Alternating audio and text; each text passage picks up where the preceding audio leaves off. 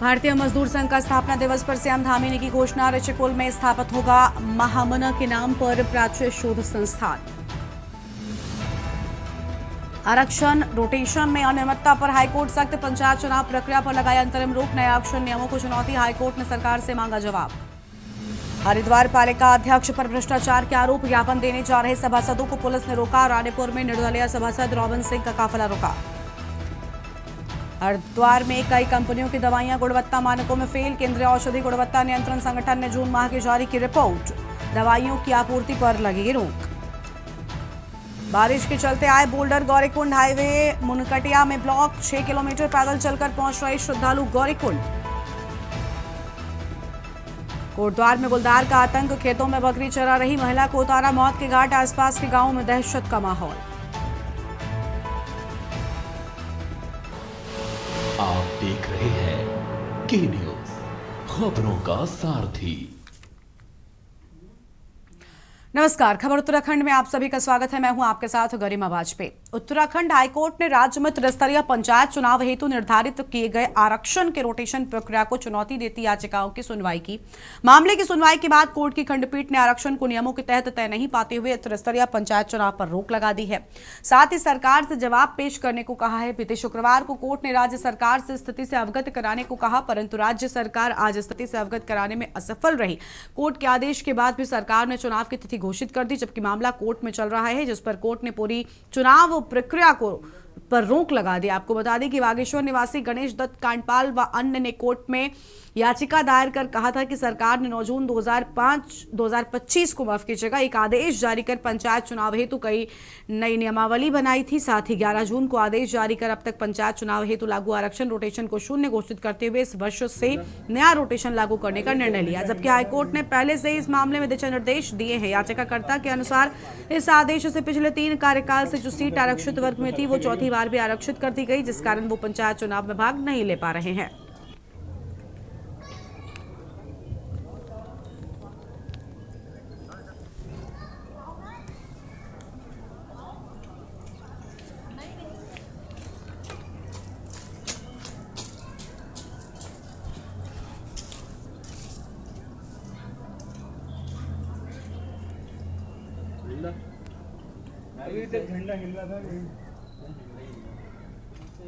आज हमारे द्वारा माननीय उच्च न्यायालय में रिट याचिका लगाई गई थी कि जो पंचायत चुनाव सरकार कर रही है, जो आरक्षण और रोटेशन कर रही है, वो बिना नियमों को अधिसूचित किए हुए कर रही है और उसको एक गवर्नमेंट ऑर्डर के आधार पर कर रही है। कोर्ट ने हमें सुनने के बाद पिछली डेट में ही पूछा था कि आपने रूल नोटिफाई किए नहीं किए, तो उसका कोई सरकार ने जवाब नहीं दिया। तो इस आधार पर कोर्ट ने उसको आखिरी तिथि तक के लिए अगली प्रक्रिया पर रोक लगा। आज हमारे द्वारा माननीय उच्च न्यायालय और इसी खबर पर बातचीत के लिए हमारे साथ हमारे संवाददाता कांता पाल जुड़ चुके हैं। कांता, आरक्षण रोटेशन में अनियमितता पर हाईकोर्ट सख्त हुआ और आखिरकार उसने पंचायत चुनाव पर रोक लगा दी है। पूरी जानकारी क्या है आपके पास में?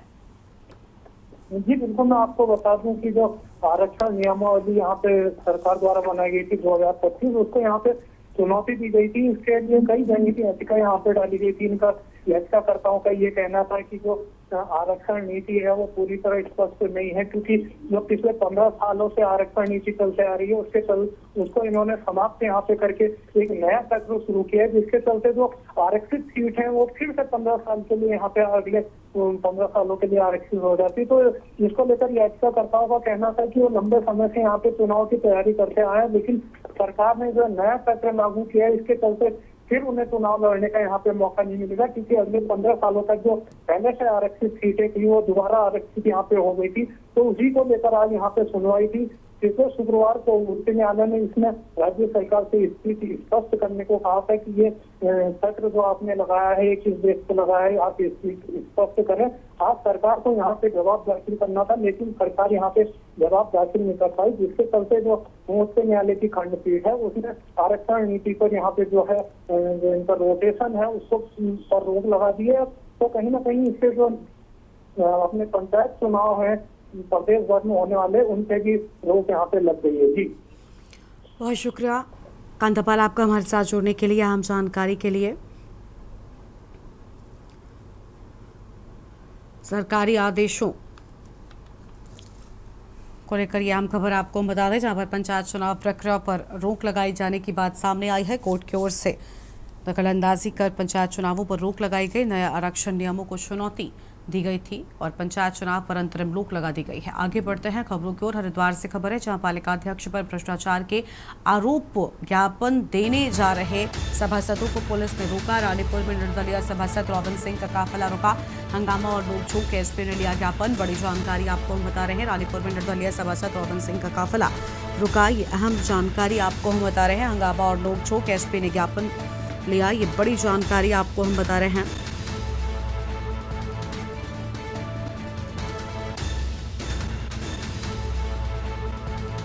अहम खबर आपको हम बता दें।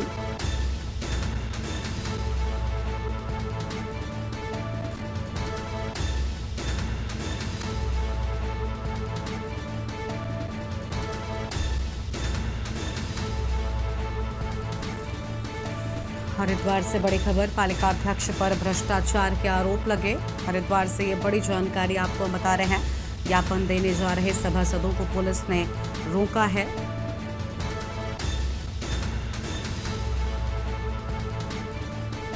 अहम खबर आपको हम बता रहे हैं। हंगामा और नोक-झोंक के एसपी ने लिया ज्ञापन।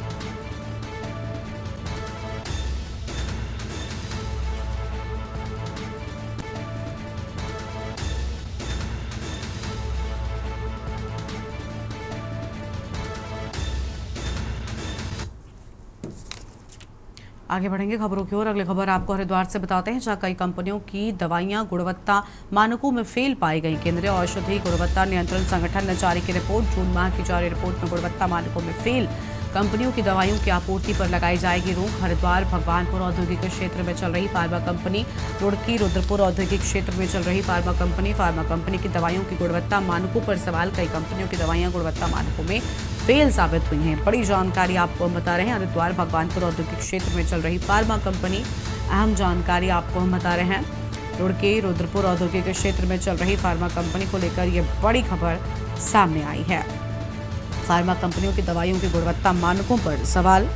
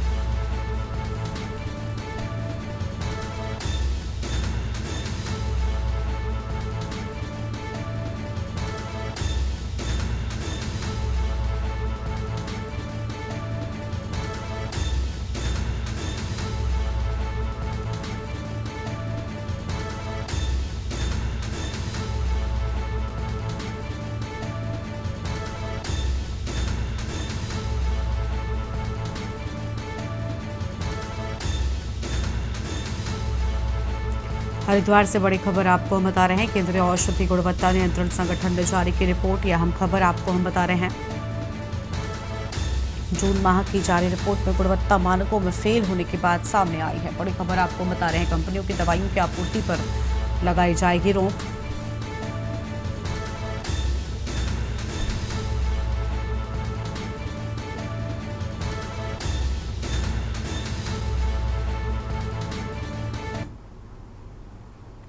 शिवालिक नगर को हरिद्वार से जोड़ने वाले मुख्य भेल मार्ग पर बीती रात उस समय अफरा तफरी मच गई जब अचानक सड़क पर एक विशालकाय अजगर निकल आया।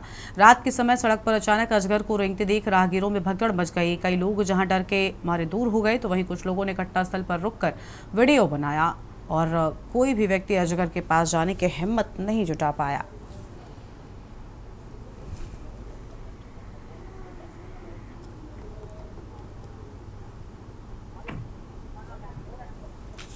चलता कर दे एक बार वो ना हो हट जा।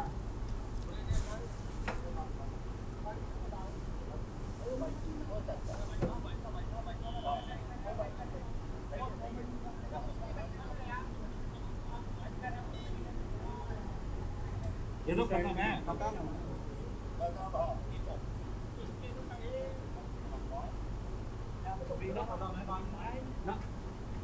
ना जला रहे हैं तो वहीं पे काम हो लिया सही है ना जंगल से मुकर चल गोविंदा हो जो सही है जंगल से मुकर तो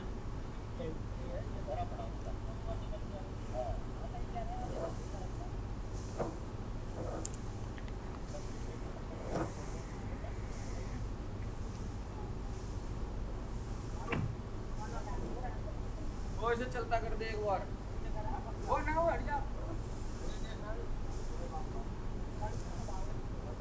ये रामपुर चुंगी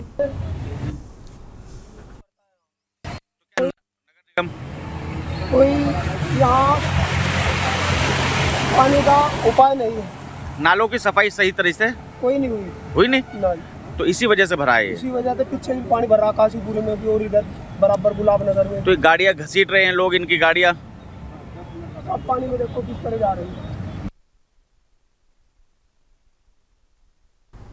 अगली खबर रुड़की से है, जहां पर नगर निगम रुड़की के दावों की रामपुर चुंगी पर आज सुबह हुई 2 घंटे की बरसात ने पोल खोल कर रख दी है। मात्र 2 घंटे की बरसात में रामपुर चुंगी पर कई फीट तक जलभराव हो गया और इसके साथ ही यहां पर लोगों को जाम की समस्या का भी सामना करना पड़ा है। इतना ही नहीं, सुबह सुबह काम के लिए निकले लोग जलभराव में बंद हुई अपनी गाड़ियों को घसीटते हुए नजर आए हैं। इसके साथ ही शहर में भी कई जगह पर लोगों के घरों में पानी घुस गया, जिसके चलते लोगों का काफी नुकसान हो गया। बता दें कि 2025 में नगर निगम रुड़की के चुनाव हुए। नगर निगम के चुनाव में भाजपा के अनिता अग्रवाल ने मेयर पद पर जीत हासिल की, जिन्होंने चुनाव में शहर को जलभराव से मुक्ति दिलाने का वादा किया था, लेकिन जीत के बाद मेयर अनिता अग्रवाल अपने दावों पर खरी नहीं उतर पाई।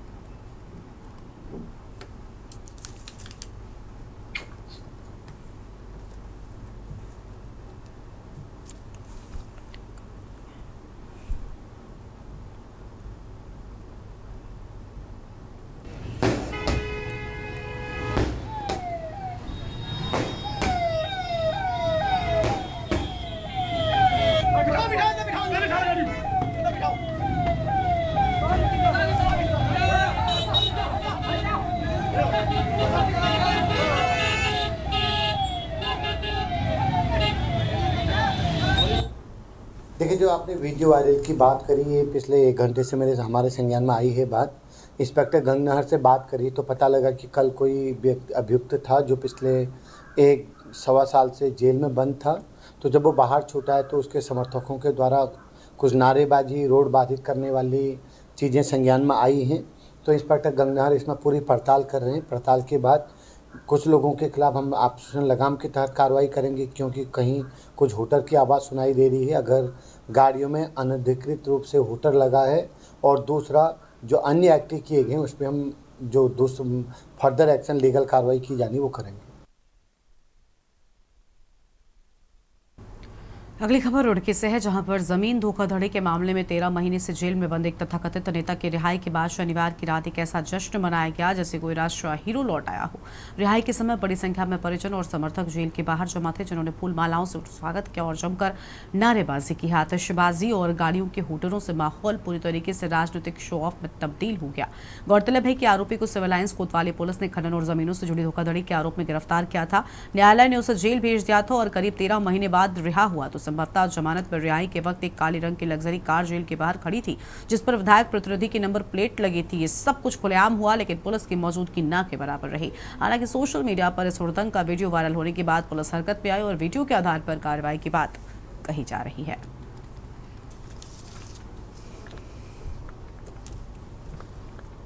देखिए, जो आपने वीडियो वायरल की बात करी है, पिछले 1 घंटे से हमारे संज्ञान में आई है बात। इंस्पेक्टर गंगनहर से बात करी तो पता लगा कि कल कोई अभियुक्त था जो पिछले 1-1.25 साल से जेल में बंद था। तो जब वो बाहर छूटा है तो उसके समर्थकों के द्वारा कुछ नारेबाजी, रोड बाधित करने वाली चीज़ें संज्ञान में आई हैं। तो इंस्पेक्टर गंगनहर इसमें पूरी पड़ताल कर रहे हैं। पड़ताल के बाद कुछ लोगों के खिलाफ हम ऑपरेशन लगाम के तहत कार्रवाई करेंगे, क्योंकि कहीं कुछ होटर की आवाज़ सुनाई दे रही है। अगर गाड़ियों में अनधिकृत रूप से होटर लगा है और दूसरा जो अन्य एक्टिव किए गए हैं उस पर हम जो फर्दर एक्शन लीगल कार्रवाई की जानी वो करेंगे।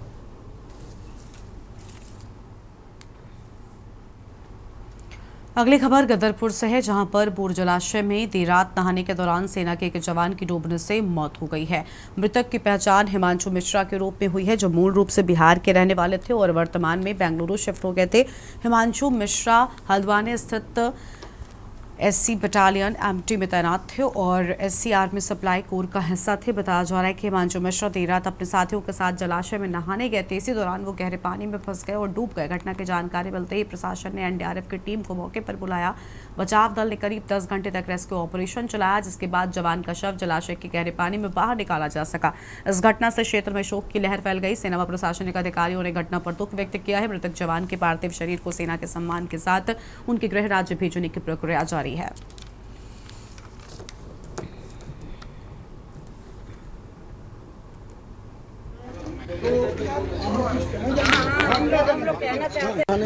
समथिंग आते हैं नहाने के लिए। इस दौरान यहाँ ये रह गया। हमने सर्च अभियान चलाया, हमें पता लगा इस बारे में। हमने इन्हें बताया, ढूंढा खाते 2 घंटे ढूंढा, लेकिन कोई पता नहीं लगा। अब सुबह आके फिर हमने सर्च अभियान चलाया, फिर जाके बॉडी बरामद हुई। लगभग कितने गहरे पानी? लगभग 20 फीट। एनडीआरएफ की तरफ से यही कहना चाहूँगा कि जान बहुत कीमती है और इस छोटे छोटे से कामों में अपनी जान को नहीं गंवाना चाहिए। और इस प्रकार यहाँ आकर डैम पर अगर आते हैं, टूरिस्ट के रूप में आते हैं या जिस प्रकार से भी आते हैं, तो पूरी सुरक्षा का ध्यान दें। और आजकल बारिश का मौसम है, डैम में पानी काफ़ी ज़्यादा है, तो डैम में पानी में ना उतरें। डैम के बाहर से ही डैम की और इसकी खूबसूरती को एंजॉय करें, ना कि अपनी जान को गंवा इसके लिए अपनी जान। सर कहाँ का रहने वाला था जवान, कौन था सर, कुछ जानकारी? ये जवान जो मुझे इनिशियल जानकारी पुलिस के द्वारा प्राप्त हुई है, कहीं साउथ इंडिया का रहने वाला है और कोई आर्मी का जवान है। बहुत ज़्यादा विस्तृत जानकारी इसके बारे में हम लोग को नहीं है। धन्यवाद। अगली खबर है देहरादून से, जहां पर स्वराज सेवा दल के प्रदेश अध्यक्ष रमेश जोशी ने प्रेस कॉन्फ्रेंस कर एक बड़ा खुलासा किया है। जोशी के मुताबिक साल 2023 से 24 में उत्तराखंड के पंचायती राज विभाग में करोड़ों रुपए के घोटाले हुए हैं। रमेश जोशी ने आरोप लगाया कि जानकारों का लाभ उत्तराखंड के स्थानीय संस्थाओं को मिलना चाहिए था, उसी नियमों को ताक पर रखकर बाहरी राज्यों की कंपनियों को सौंप दिया गया। रमेश जोशी ने बताया कि नियमों के अनुसार कार्यों के लिए चयनित संस्थाओं का उत्तराखंड की पंजीकृत संस्था होना एवं कम से कम 3 वर्षों का अनुभव होना अनिवार्य था, लेकिन इसके विपरीत नोएडा, लखनऊ, बिहार, हरियाणा समेत अन्य बाहरी क्षेत्रों की कंपनियों को यह कार्य सौंप दिए गए, जिससे राज्य के संसाधनों की खुली लूट हुई। करोड़ों रुपए का बंदरबांट भी किया गया।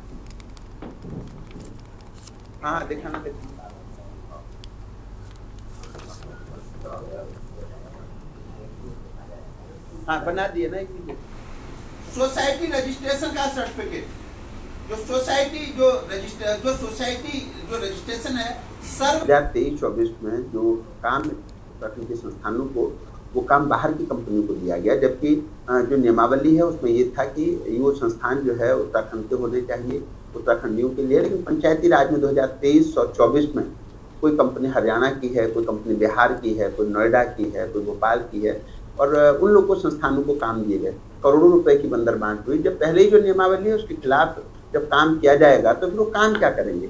इस पूरे प्रकरण की उच्च स्तरीय जांच सरकार करे, नहीं तो प्रदेश व्यापी आंदोलन किया जाएगा।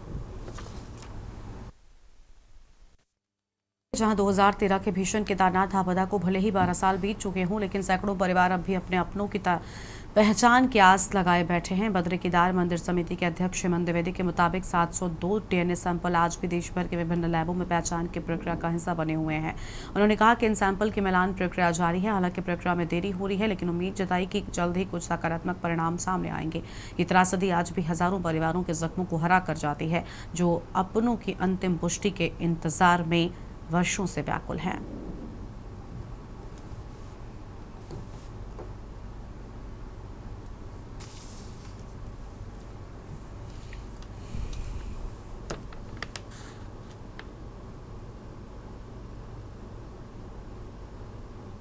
जो डीएनए का वो होता है वहाँ पर ऑलरेडी पूरे देश भर से जहाँ ये लेबोरेटरी में जाते हैं और उसकी निरंतर मैचिंग का वो चल रहा है, क्योंकि मैं समझता हूँ ये बड़ी दुर्घटना थी, बड़ी त्रासदी थी और पूरे देश भर से वहाँ पे डीएनए सैंपल आते हैं और उस पर कार्य चल रहा है। थोड़ा विलम्ब जरूर होगा, लेकिन निश्चित ही मैं समझता हूँ कि उसका परिणाम आएगा देर से देर।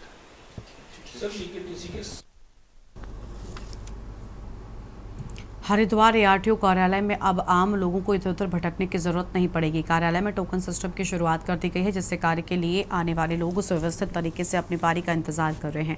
ये टोकन व्यवस्था एआरटीओ प्रशासन निखिल शर्मा की पहल पर शुरू की गई है। खास बात तो यह है कि कंप्यूटर इंजीनियरिंग की पढ़ाई कर चुके एआरटीओ निखिल शर्मा ने इस सिस्टम का सॉफ्टवेयर खुद तैयार किया है। दरअसल जब सॉफ्टवेयर कंपनियों से संपर्क किया गया तो ये सेवा काफी महंगी थी, जिसके बाद उन्होंने खुद इसे विकसित कर ऑफिस में लागू कर दिया।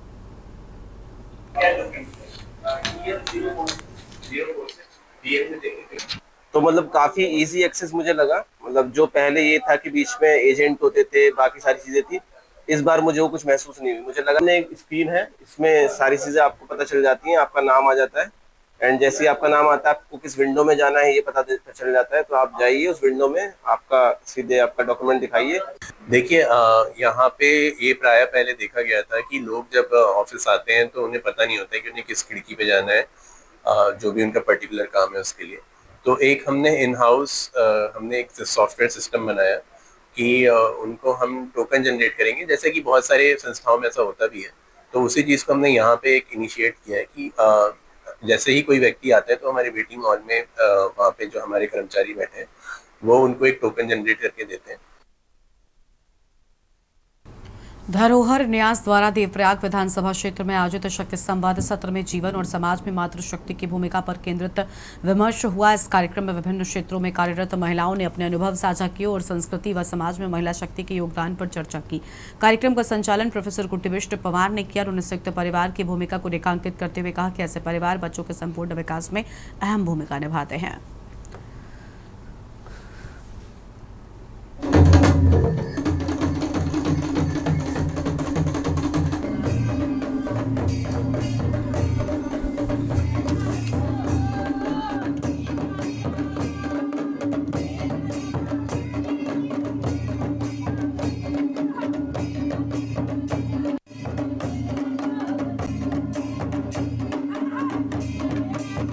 मैं पहले तो भट्ट जी का जो हमारे न्यास के अध्यक्ष हैं उनको बहुत धन्यवाद देना चाहूँगी कि उन्होंने हमारे श्रीनगर गढ़वाल में ऐसा कार्यक्रम किया जिससे कि हम अपनी थाती को बचा सकें, अपने संस्कार अपनी संस्कृति को बचा सकें। उन्होंने ढोल दमाऊ वादकों को भी बुलाया और मतलब ढोल दमाऊ वादक जो जहाँ से हमारी संस्कृति शुरू होती है, प्रारंभ होती है, उनको उन्होंने बुलाया। उन्होंने यहाँ तक कि मतलब सांस्कृतिक धरोहर को विज्ञान तक जोड़ा, मतलब उसमें उन्होंने ई लॉन्चिंग की भी बात की है, वो ई लाइब्रेरी की भी बात कर रहे हैं और ये जितना भी हमारा प्रोग्राम हो रहा है ये सब वेबसाइट पे अपलोड होगा। मैं बहुत बहुत धन्यवाद करना चाहूँगी विजय भट्ट भाई साहब जी का, जिन्होंने धरोहर संवाद का जो है एक कार्यक्रम रखा महिलाओं के लिए।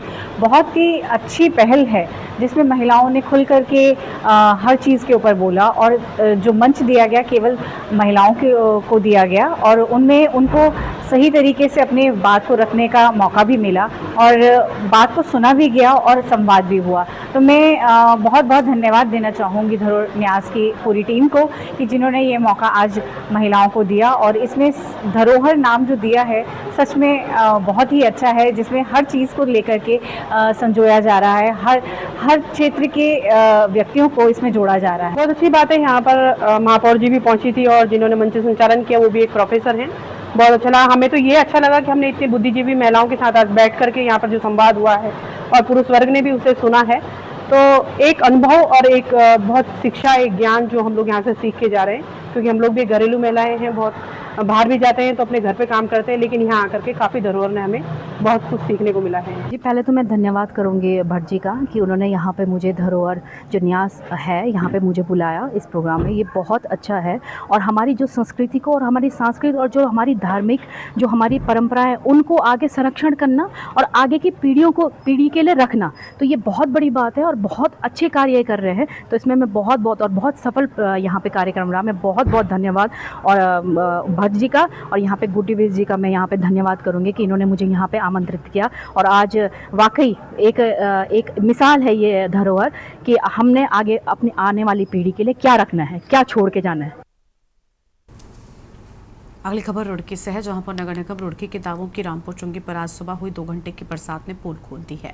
मात्र 2 घंटे की बरसात में रामपुर चुंगी पर कई फीट तक जलभराव हो गया। इसके साथ ही यहां पर लोगों को जाम की समस्या से भी गुजरना पड़ा है। इतना ही नहीं, सुबह शाम काम के लिए निकले लोग जलभराव में बंद हुई अपनी गाड़ियों को घसीटते हुए नजर आए। इसके साथ ही शहर में भी कई जगह पर लोगों के घरों में पानी घुस गया, जिसके चलते लोगों का काफी नुकसान हो गया। बता दें कि 2025 में ही नगर निगम रुड़की के चुनाव हुए हैं। नगर निगम के चुनाव में भाजपा के नेता अग्रवाल ने मेयर पद पर जीत हासिल की, शहर को जलभराव से मुक्ति दिलाने का वादा किया, लेकिन जीत के बाद दावों पर खरी नहीं उतर पाई।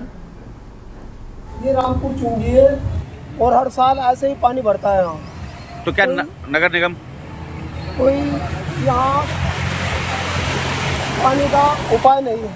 नालों की सफाई सही तरह से कोई नहीं हुई नहीं, तो इसी वजह से भरा है। इसी वजह से पीछे भी पानी भर रहा, काशीपुर में भी और इधर बराबर गुलाब नगर में। तो ये गाड़ियाँ घसीट रहे हैं लोग, इनकी गाड़ियाँ अब पानी में देखो किस तरह जा रही है। आगे बढ़ते हैं खबरों की ओर। उत्तराखंड के पूर्व मुख्यमंत्री कांग्रेस के कद्दावर नेता हरीश रावत इन दोनों कुमाऊं के दौरे पर हैं, जहां उन्होंने न सिर्फ जनता से संवाद किया बल्कि कांग्रेस के नेताओं को भी खुला संदेश दे दिया है।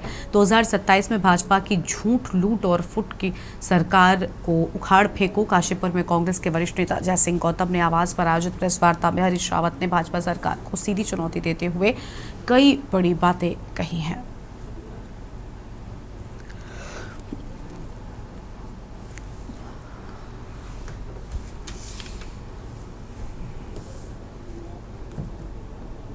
साल महीने के अंदर आपने मुझे पूरे उत्तराखंड नापते हुए देखा होगा, और जगह जगह मैं कांग्रेस के लोगों का आह्वान करके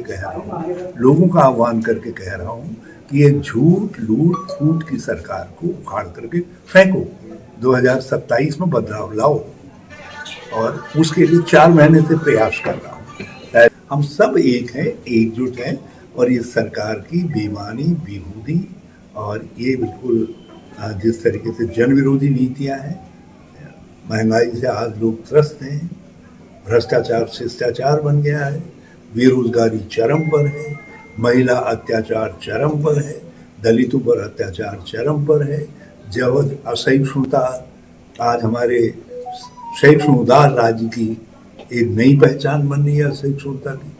अजीब एक अजब सा माहौल बनाया जा रहा है राज्य के अंदर। तो ये सबके खिलाफ हम एकजुट हैं। इसीलिए मैंने लोगों को नारा दिया है, लोगों से कहा है कि आओ झूठ, लूट, फूट की इस सरकार को बदलते हैं और इसकी जगह पर विकास और जनोपयोगी, जन कल्याण के लिए काम करने वाली सरकार को 2027 में ला रहे हैं।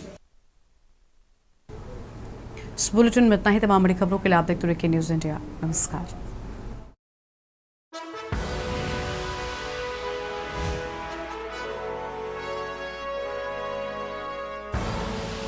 आप देख रहे हैं के न्यूज़, खबरों का सारथी।